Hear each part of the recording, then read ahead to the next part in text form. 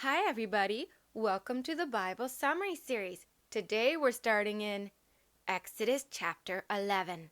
And the Lord said to Moses, I will bring yet one more plague on Pharaoh and Egypt. After that, he will let you leave this place. In fact, when he lets you go, he will drive you out altogether. So tell the people that every man and woman should ask their Egyptian neighbors for articles of silver and gold. Now the Lord had made the Egyptians look with favor on the Israelites, and Moses himself was highly esteemed and honored in Egypt by Pharaoh's officials and all the people. So Moses declared to Pharaoh, Thus saith the Lord, At midnight tonight I will pass through the heart of Egypt, and every firstborn son will die, from Pharaoh's heir who sits on his throne to the son of the female servant who sits behind the mill. Even the firstborn of all the livestock will die. And there will be a great cry throughout all the land of Egypt, a cry like no one has heard before or will ever hear again. But among the Israelites, not even a dog will bark at any person or animal. In this way, you will know that the Lord makes a distinction between Egypt and Israel. Then all your officials will come to me and bow down before me, saying, Get out, you and all the people who follow you, and only then will I go. Then Moses, burning with anger, turned and left Pharaoh. Now the Lord had told Moses earlier, Pharaoh will not listen to you, so that my wonders may be multiplied in Egypt. So Moses and Aaron performed all these wonders before Pharaoh. But the Lord hardened Pharaoh's heart, and he did not let the Israelites leave his land. In Exodus chapter 12, the Lord spoke to Moses and Aaron and said, This month will mark the beginning of the calendar for you. It will be the first month of the year. Tell the entire community of Israel that on the 10th day of this month, each family must select a lamb, one per household. And if a family is too small to eat a whole lamb, they are to share with a nearby neighbor, and divide the lamb according to the number of people and how much each person can eat. The animal you select must be a 1-year-old male, either a sheep or a goat, with no defects. You are to care for this lamb until the 14th day of the month. Then the entire community of Israel must slaughter it at twilight. Afterwards, they are to take some of the blood and smear it on the sides and tops of the door frames of their houses where they eat the animal. That same night, you are to eat the meat roasted over the fire, along with unleavened bread and bitter herbs. Do not eat the meat raw or boiled in water, but roast it over the fire, the head, legs, and inner parts included. Do not leave any of it till the morning, and if some is still left, you must burn it. And when you eat the lamb, you must be dressed for travel, with sandals on your feet and your staff in your hand. You must eat the meal quickly, for it is the Lord's Passover. For I will pass through the land of Egypt this night, and I will smite all the firstborn in the land of Egypt, both man and beast. And I will bring judgment on all the gods of Egypt. I am the Lord. But the blood on your house will be a sign for you. When I see the blood, I will pass over you, and no destructive plague will touch you when I strike the land of Egypt. This day will be a memorial for you, and you must celebrate it as a festival to the Lord. In fact, you are to observe this day from generation to generation as a permanent law, from the 14th day of the first month at evening until the 21st day at evening. For 7 days you must only eat unleavened bread. On the first day of the festival, you must remove all yeast from your houses, and anyone, whether it be a foreigner or native born, who eats anything with yeast from the first day through the 7th day, must be cut off from the land of Israel. Furthermore, on the first day and again on the 7th day, you are to hold a sacred assembly. No work of any kind may be done on these days except in the preparation of food. You are to celebrate the festival of unleavened bread, because it was on this very day that I brought your armies out of Egypt."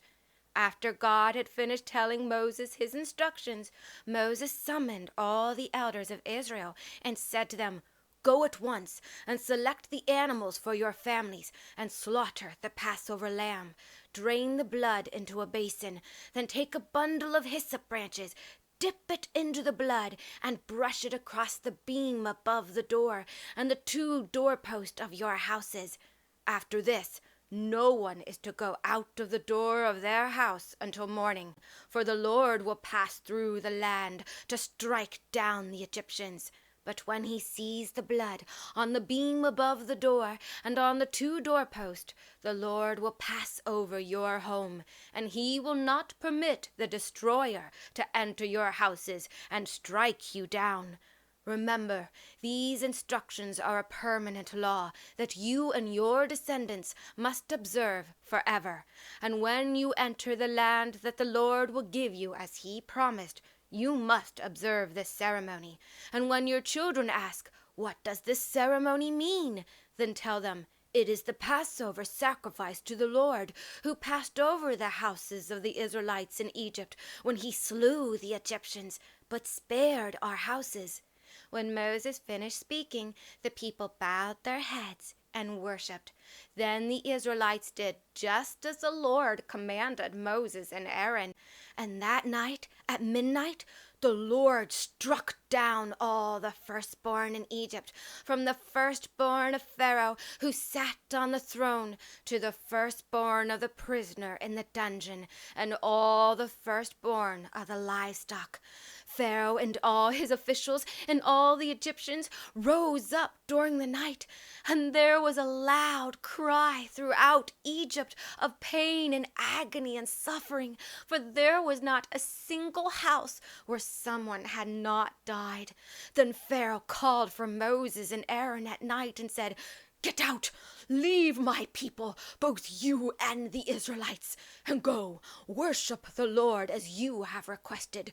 Take your flocks and herds as you have said, and go, and ask your God to bless me also." And so in the dead of night, the Egyptians urged the people to quickly leave their land, for otherwise, they thought to themselves, "We will all die." So the Israelites took their dough before the yeast was added, and wrapped their kneading bowls in their clothes, and carried them on their shoulders. And the Israelites did as Moses had told them, and asked the Egyptians for articles of silver and gold and for clothing.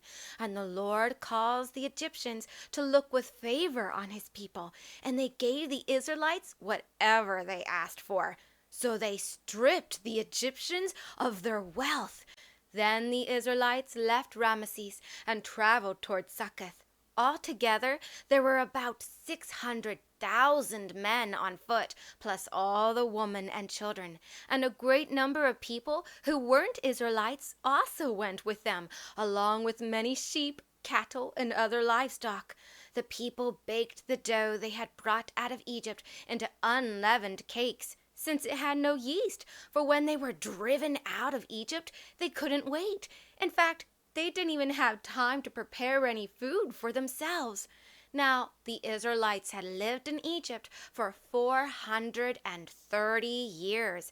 In fact, it was on the last day of the 430th year that all the Lord's forces left Egypt.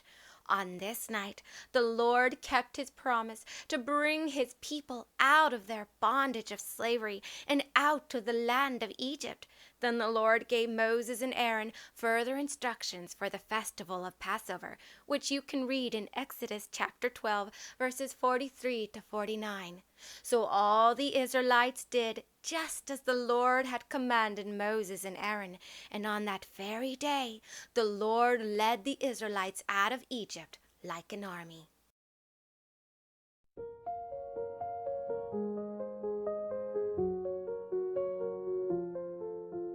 In Egypt's land, beneath the sun, the Israelites years toiled every daughter and son. Moses heard a holy call. Before Pharaoh he stood, proud and tall. Let my people go, Moses cried. Across the sands his voice did ride. 10 plagues fell from the sky above, signs of power from the God of love. By the Nile, Pharaoh stood his ground. His heart was hard, no mercy found. But Moses was not swayed by fear, for he knew the Lord was near. Let my people go, Moses cried. Across the sands his voice did ride. 10 plagues fell from the sky above, signs of power from the God of love. By the Nile, Pharaoh stood his ground. His heart was hard, no mercy found. But Moses was not swayed by fear, for he knew the Lord was near. Let my people go, Moses cried. Across the sands his voice did ride. 10 plagues fell from the sky above, signs of power from the God of love. From blood to frogs to darkest hell, each side a story, each a tale, until the final night did come. The Passover, God's will was done. Let my people go, Moses cried. Across the sands his voice did ride. 10 plagues fell from the sky above, signs of power from the God of love. Through the sea on dry ground they fled, led by a fire they were fed to the promised land they'd one day know. All because Moses said, Pharaoh, let my people go.